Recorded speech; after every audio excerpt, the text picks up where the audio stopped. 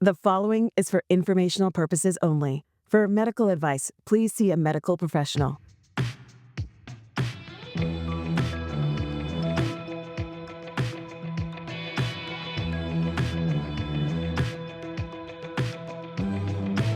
Welcome to Staying Alive with Margaret and Susie. I'm happy to say we're both here today. Welcome back, Susie.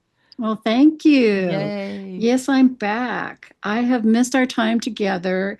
Unfortunately, I had something come up in my life that needed my full attention. I had to have cancer surgery, and this was a shock to me. I did not expect to get cancer again. It's been 5 years, almost exactly to the day from when I had cancer surgery before. But this time it was a little more intense. Last time I had surgery and radiation. This time I had to have a mastectomy, which was a big deal. And fortunately, I do not need chemo and radiation after having surgery. So, I think I'm a walking example of how easy it is to be in denial. Because I was in denial, I Why do thought to you say myself, that? Yeah. I thought I wouldn't get cancer again. Oh, I I see. mean, I really didn't think I would. And I thought, oh, the last time was really pretty minor. It was a pretty low risk. I opted not to take hormone blockers. I'll be fine.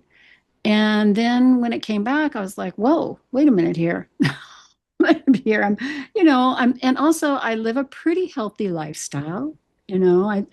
I would say I eat really good. Hmm. I'm not perfect, that's for sure. Um, I'm what I would call a yo-yo exerciser.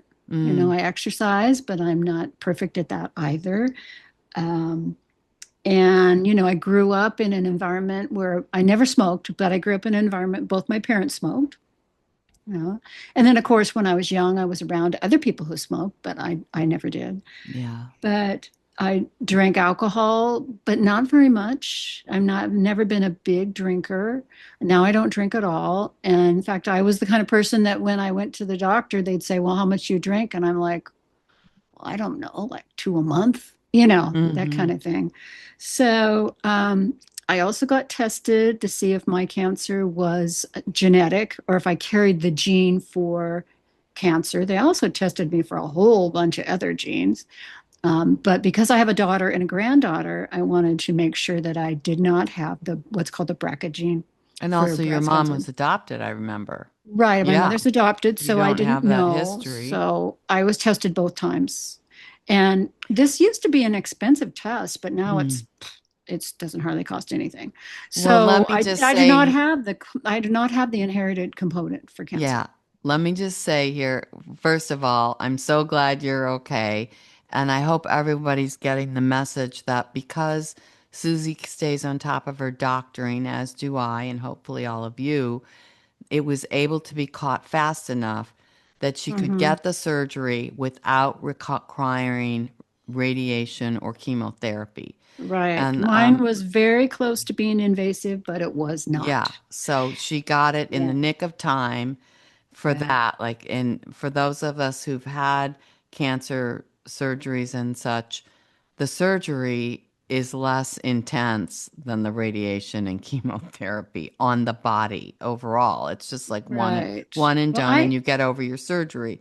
right. So, Radiation I found it was intense last time, but I would say chemotherapy is a lot worse, yeah, personally. Yeah. right, yeah, Yeah. And I know people who've had to go through chemotherapy yeah. and it's been horrible. Yeah. Yeah. Whereas for me with the throat cancer, the radiation was much worse. And Right. Yeah. I remember that. many people need to be hospitalized and put on intravenous feeding tubes Uh-huh. because your throat, Swells and stuff. I don't want to go into the gruesomeness Right. of that. Right. Yeah. I But just remember I was worried about you. Let's put it the, that way. the the thing I'm fine. So another important point you just brought up is that when we get cancer, that's the first question I ask. Did I inherit this? Uh-huh. Because those of us who are involved in such healthy lifestyles, we want to believe that I haven't done anything to cause this, have I, doctor? Like I'm living such a Hmm. clean lifestyle. it's almost easier to accept, oh, I had an inherited gene that I was born with, so there's nothing I could do. But the Right. reality is that less than 10%, like some say 5%, up to 10% at the most, have an inherited gene for the cancer. And in 90% to 95% of all cases, it is something to do with environmental factors. Hmm. And Yeah, it's and really that's what you're going true. to talk about next, Yeah, right? I think it's just really important to realize that so many things that can cause cancer, we don't have a lot of control over. We do have control over some of it. My first degree was in environmental health, and what I studied there that affected me the most was how toxins in the environment affect you at the cellular level. Because what they do is they cause a gene mutation in your DNA of your cells. So when you do that, anytime anything gets mutated, it becomes more vulnerable.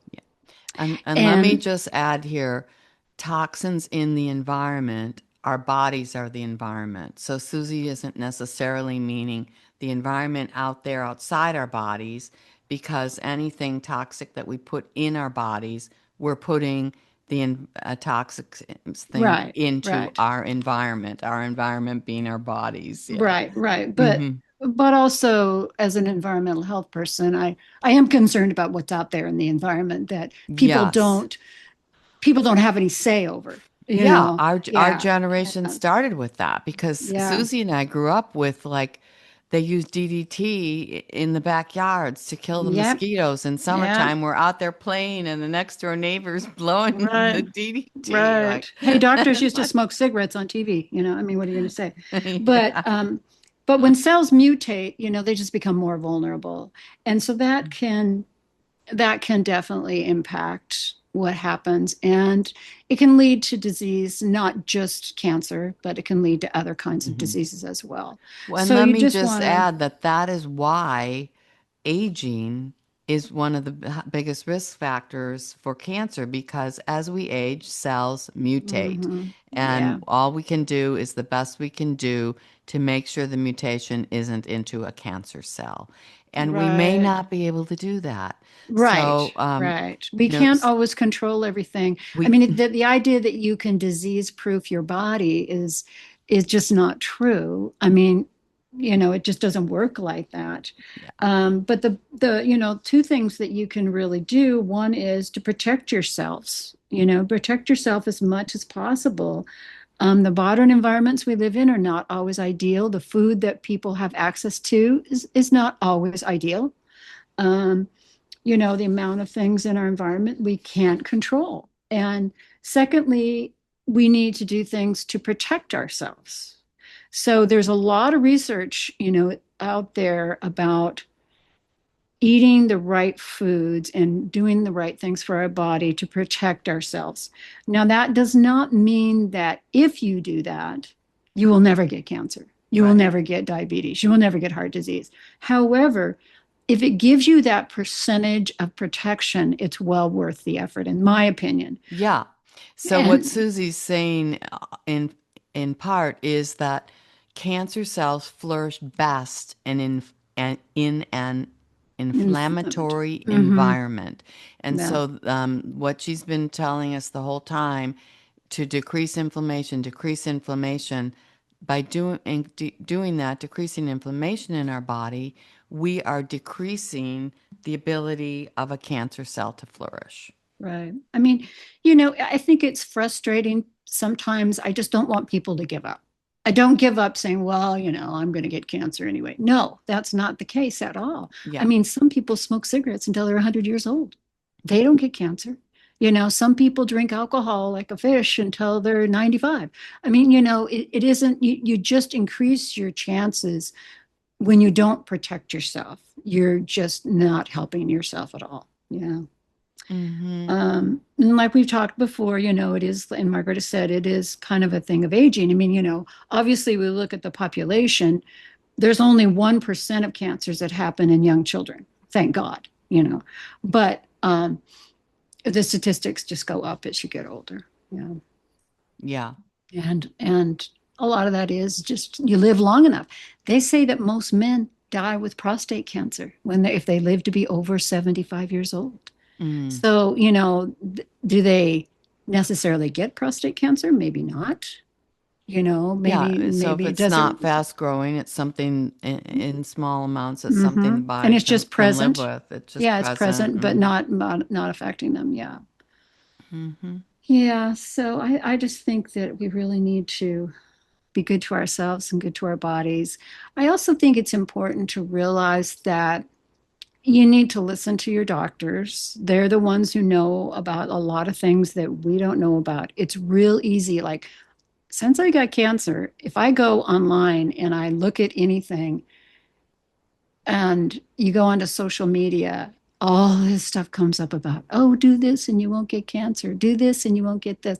You know, well, guess what? It's not true. It's not Not necessarily true. true. You It's need to listen to people who are in the field of oncology.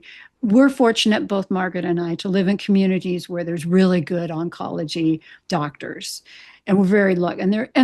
But there's lots of good oncology doctors all over the country. And it's important to listen to them and mm-hmm. take their advice.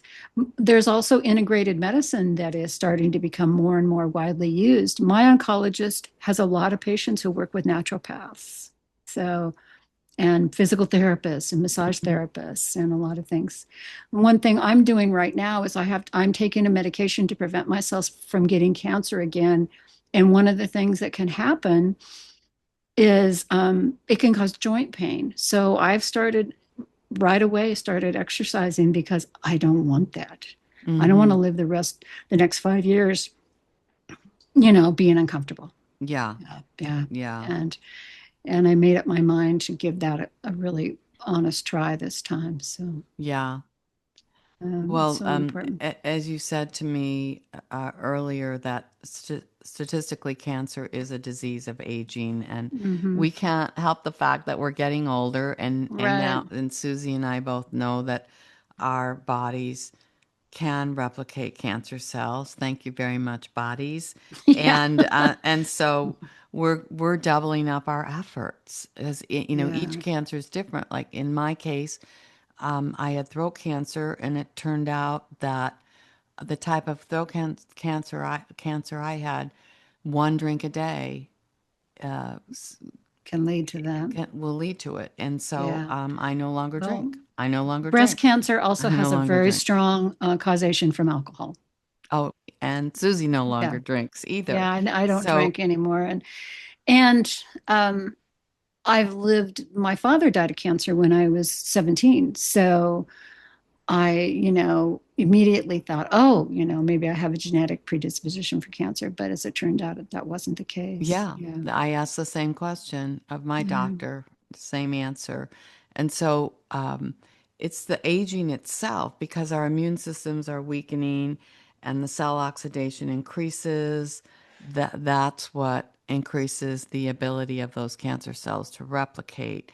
And I wanted to be clear that even though maybe like 25% of aging people might get cancer, 40% of those cancers are on the skin.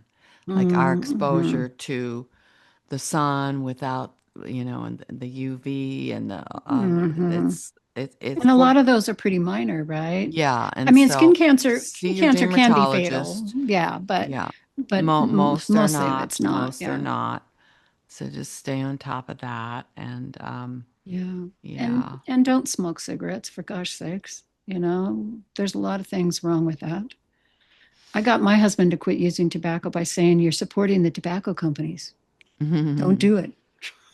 Well, they say I worked in public health. The number one thing is like putting the prices up. That's the thing that helps the most. But Oh yeah. People, yeah. Boy, I don't know what a mm, carton of cigarettes costs these days. I have no idea.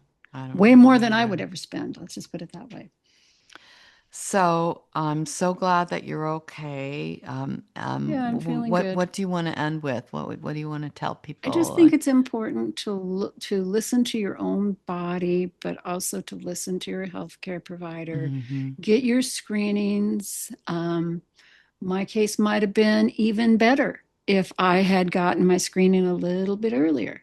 I go once a Mhm. year. Maybe I could go on a little more often, but hindsight's 2020. I'm not saying blaming myself. It's just get your screenings. I think it's really important. It is. Yeah. And listen to your body too. It is the most intimate relationship we have is with our own bodies. Mm-hmm. And so Mm-hmm.